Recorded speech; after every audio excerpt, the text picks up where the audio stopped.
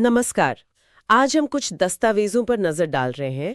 ये ईरान और इजराइल के बीच जो हाल में टकराव हुआ उससे जुड़े हैं। हाँ, वो 13 से 24 जून 2025 वाला दौर 12 दिन काफी तनावपूर्ण थे। बिल्कुल। इजराइल और अमेरिका ने ईरान के परमाणु और फौजी ठिकानों पर हमले किए थे और फिर ईरान ने भी जवाब दिया। हाँ, इसराइल और अमेरिकी बेस पर मिसाइलें दागी। फिर 24 जून को एक युद्ध विराम हुआ।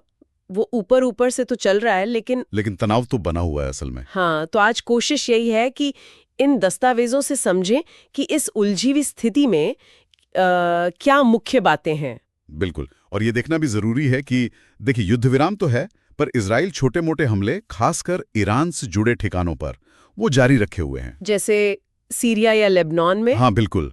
जैसे अभी 3 जुलाई को बेरूत के पास एक ड्रोन हमला हुआ। अच्छा। पर इससे भी ज्यादा बड़ी चिंता शायद परमाणु मोर्चे पे है। 2 जुलाई से ईरान ने IAEA, हाँ, अंतर्राष्ट्रीय परमाणु ऊर्जा एजेंसी, जी, उनके साथ सहयोग रोक दिया है। रोक दिया। इसका मतलब ये है कि फोर्डो, नातांज, इस्फहान, जो उनके अहम परमाणु केंद्र हैं, वहां अब IAEA की कोई जांच, कोई निगरानी नहीं हो पा रही। अरे, ये तो बहुत ही गंभीर बात है। जानकार तो कह रहे हैं कि इससे ईरान को मौका मिल सकता है वो हथियार बनाने लायक यूरेनियम चोरी छिपे बनाने का। हाँ, आशंका तो यही है। दूसरी तरफ G7 और पश्चिमी देश कह रहे हैं कि ऐसा नहीं होने देंगे, बातचीत करनी होगी। पर क्या लगता है, सिर्फ बातों से, जब वो जांच ही रोक चुके हैं?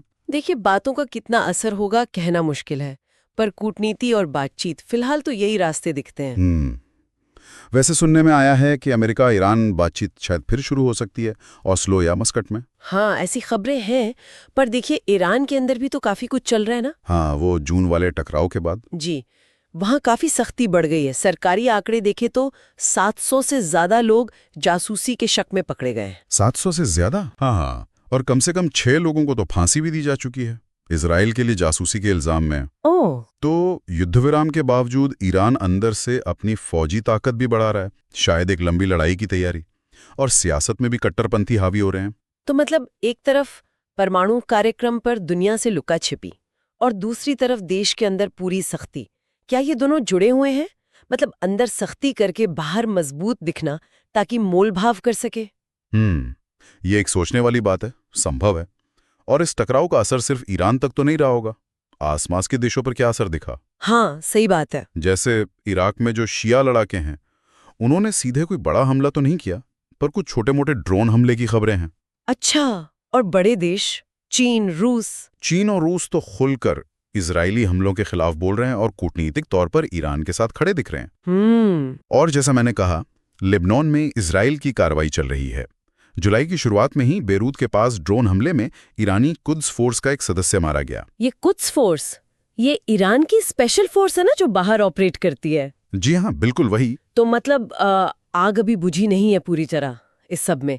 आम लोगों का क्या हुआ? उन पर क्या बीती? मानवीय पहलू बहुत बहुत गंभीर है।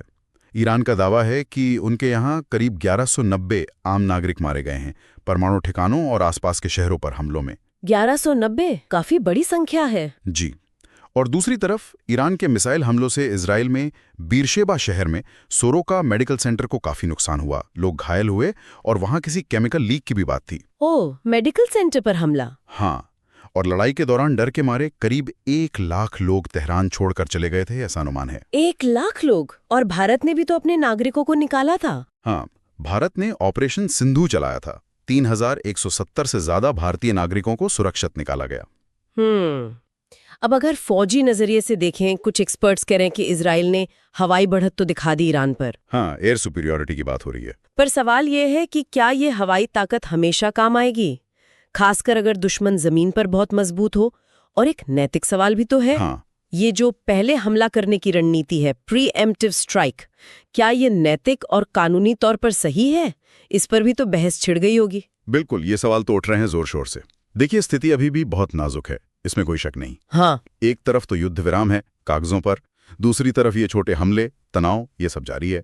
और परमाणु मुद्दा तो एक बहुत ही अहम मोड़ पर है। ईरान ने IAEA से दूरी बना ली है, पर हाँ, पर्दे के पीछे बातचीत की कोशिशें भी शायद चल रही हैं। और ईरान के अंदर वो कट्टरपंथियों का दबदबा, हाँ, वो बढ़ रहा है और सरकार किसी भी विरोध को बहुत सख्ती से दबा रही है। सही कहा। तो अब आगे किन चीजों पर नजर रखनी होगी? क्या ये अमेरिका ईरान परमाणु बातचीत वाकई होगी? ये देखना होगा। और क्या ईरान IAEA को फिर से जांच करने देगा? हाँ, और क्या इराक, सीरिया, लिबनान यहाँ से कोई बड़ी कार्रवाई होगी? ये भी एक बड़ा सवाल है। और शायद सबसे अहम, ईरान की अपनी अंदरूनी राजनीति किधर जाएगी? ये जो सख्ती है, क्या ये टिकी रहेगी या इससे असंतोष और बढ़ेगा? बिल्कुल, ये वो सवाल हैं जो इन दस्तावेजों से उभरते हैं और आने वाले वक्त में इनके जवाब ही बताएंगे कि ये क्षेत्र किस तरफ जा रहा है।